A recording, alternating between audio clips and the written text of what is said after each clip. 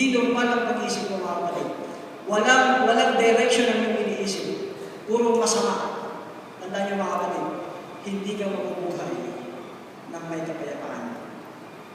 Hindi ka mabubuhay ng kapayapaan na nagmumula sa Diyos. Pangalawa, dapat daw po meron tayong kapayapaan sa ating mga puso.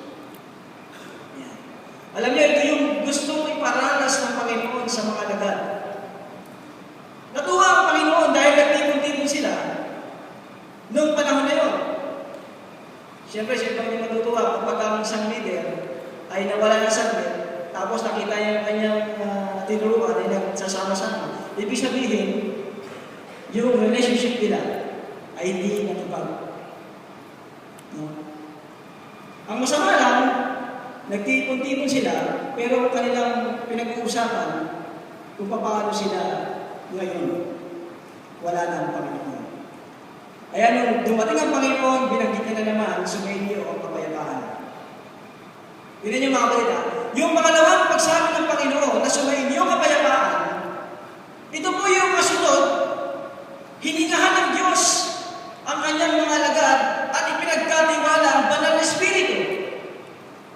Alam niyo mga kapatid, kapag ka nasa atin ang banal na Espiritu, tagus-puso ang ating mararamdaman.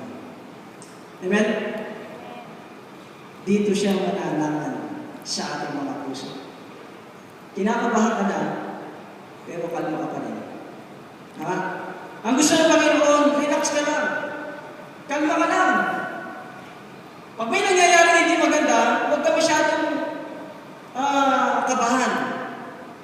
Kasi yun ang tao eh. Pag merong nangyayari hindi maganda sa kanya kapaligiran, ano nangyayari sa kanya? Mapapansin mo agad na mamutla. Tama? Tulad na lang ng mga conference, mga kapatid.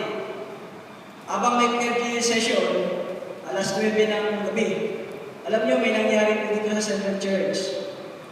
Bumagsak po yung pine natin dyan, yung malaking puno. Ang kagandahan po nun, wala pong nasaktan.